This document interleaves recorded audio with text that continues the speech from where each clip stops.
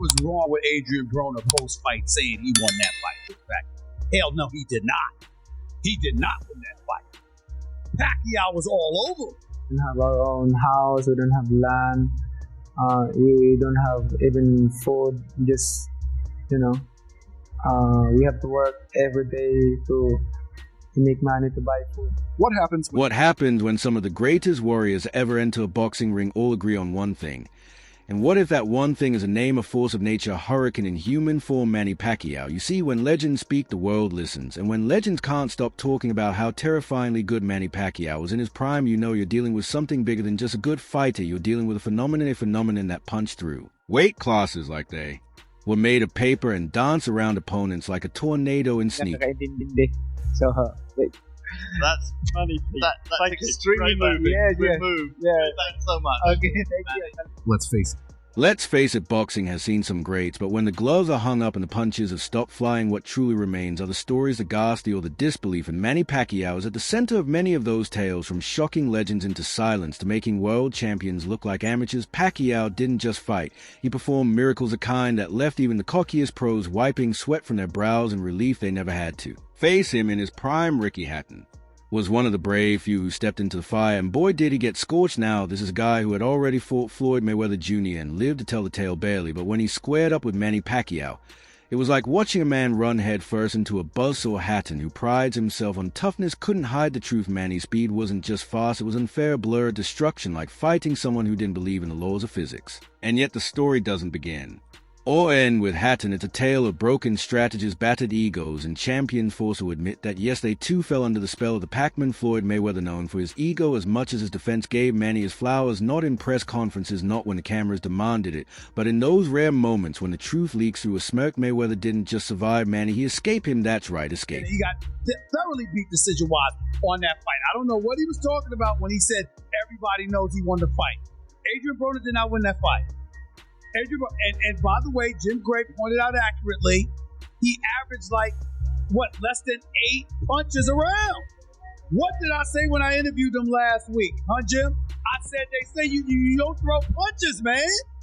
He said it ain't about how many, it's about the right time. But let's not skip ahead, because every champion Pacquiao faced brought something different to the ring. And each of them walked away changed physically, emotionally, spiritually. So buckle up, because this isn't just a stroll through boxing history. This is a no-holds-barred confession session from the biggest names in boxing, all testifying under bright lights about the unrelenting force that was and still is Manny Pacquiao. Mike Tyson, congratulations. This is a beautiful gym. I hope that there's a lot of people will inspire to train here. Thank you, congrats. Mike Tyson, congratulations. This is a beautiful gym. I hope that there's a lot of people will inspire to train here. Thank you. Congrats. Mike, congratulations. Yes, beautiful. I'm here to support you. Thank you. Oscar De La Hoya found out the hard way. The Golden Boy, once untouchable, walked into that fight with Manny with the air of a man who had seen it all, but he hadn't seen Manny not like that. De La Hoya entered the ring with pride, history, and championships. He left it questioning everything. Every punch Manny threw wasn't just fast, it was surgical. De La Hoya couldn't breathe, couldn't move. And then, like a tragic Shakespearean hero, admitted something no fighter should ever have to say. He knew it was over before it started. That fight that wasn't just a loss, it was an exorcism. Pacquiao didn't just beat De La Hoya, he purged him from relevance. You know the great thing about Manny, he didn't just beat you with fists, he beat you with movement, he beat you with rhythm. He turned every match into a symphony and every opponent into a guest conductor. Being led off a cliff, Floyd Mayweather, the untouchable maestro of defense, admitted that Manny was probably the best he'd ever faced. That's no small compliment from a man who could dodge bullets with shoulder rolls. But even Floyd couldn't deny that Pacquiao's angles, his footwork, his combinations, it all came together like just brutal, beautiful jab. It kind of shocked me, because Pacquiao tends to lead with his head, which is how Marquez got him in that third fight. Correct. But he was quicker. He was quicker. He was predictably more aggressive. He connected more. That 8th and 9th round, he was all over Adrian Broner. All over. And there's Joshua Clot now. Here's a man who, for reasons unknown, decided to walk into the storm with an umbrella made of ego. He didn't just lose, he folded like cheap origami. And years later, Claude practically admitted what fans suspected. He never stood a chance. He was underpaid, underprepared, and outclassed. He couldn't even find the will to throw. Manny's punches came in flurries like machine gun fire from every direction. And Claude's only goal became survival, but Manny didn't just humble. Champions, he made them rethink their careers. Keith Thurman came in hot, full of bravado, calling himself the new king of the welterweights. But Manny was 40 years old, and he treated Thurman like a sparring dummy, one knockdown then another. And while Thurman showed hard, he couldn't do what most of Manny's opponents couldn't either. Solve the puzzle. Pacquiao's speed, his timing, that violent left hand. By the time you figured out how to react, he'd already moved 3 steps ahead. He also has a case for greatest fighter, pound for pound, who ever lived. Think about, by the way, I don't think he wins that argument. Sugar Ray Robinson is safely ensconced in that position. But Henry Armstrong, Muhammad Ali, Harry Greb, Sam Langford, Floyd Mayweather, Pernell Whitaker, whoever else you want to mention. Even broadcasters couldn't keep neutral Max Kellerman, a man who's made a career out of talking logic. And stats nearly exploded with admiration trying to describe how utterly ridiculous Manny's rise was, from flyweight all the way up to welterweight, winning lineal championships along the way. That's like a chess player winning world titles with every piece on the board. Nobody had done it before, nobody's done it since, and odds on nobody ever will when Robert Garcia, one of the sharpest minds in boxing, compared Pacquiao's 8 division feat to Mayweather's undefeated record. He didn't even flinch. The undefeated record, impressive sure, but anyone with a good promoter and a padded resume could get their 8 divisions. So that the gladiator's resume, that's not picking fights, that's fighting everyone, anyone, anywhere, and still walking out with your arms raised. About Manny, because I'm sure mentally you prepared as well as physically prepared for Shane, but you know. Yeah, Sheldon. Yeah, they have Sheldon, bro. Just in case. Shane. No, Shane took everything. With Pacquiao. Yeah, I remember one year. I remember him wrapping his hand. Because he wrapped his own hands. Yeah. When you kept asking me.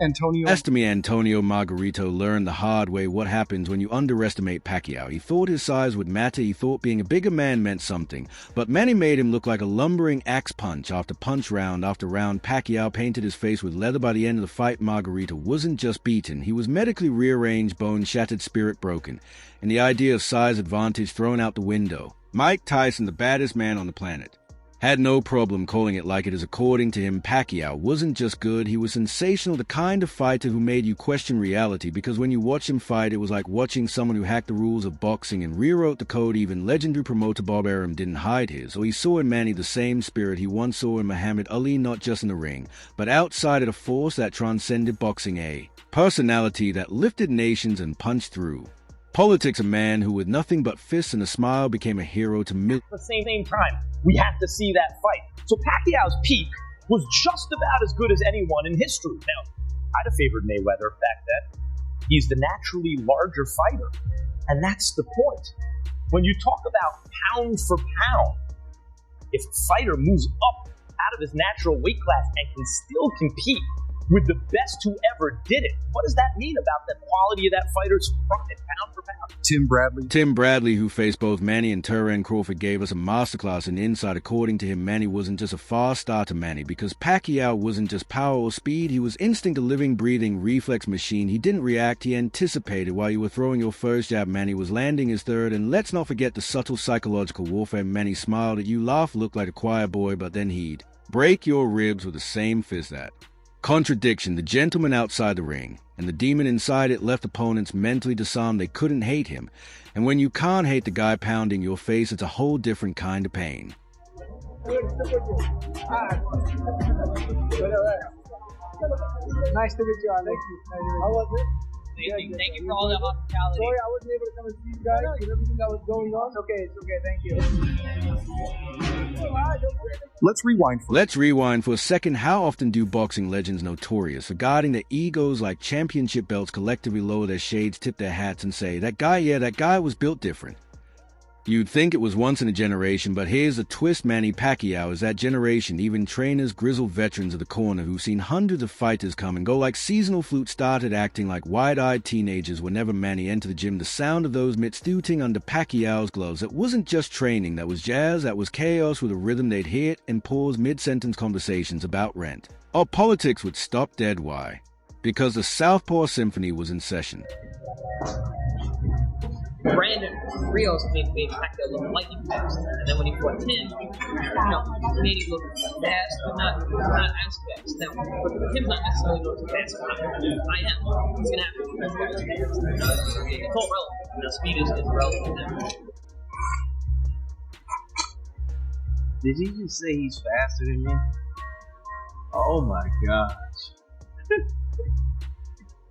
That's hilarious.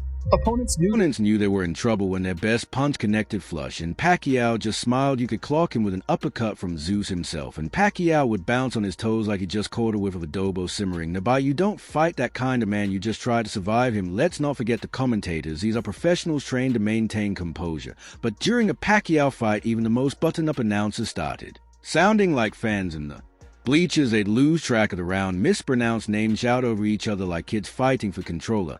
And who could blame them? Watching Manny box was like trying to narrate a wildfire. Everything happened too fast, too dangerously, and too beautifully. And then there's a body movement. Pacquiao didn't just throw punches, he launched missiles with his whole body. His angles were so sharp they needed warning signs. He didn't come straight at you, he zigzagged, darted. Weave like a hummingbird on an energy drink spree. If you blinked, he was behind you. Blink again, and has already tattooed your jaw with a 4-punch combo. Blink one more time, you're staring up at the ring lights wondering if you just slipped on sweat or got hit by a comet.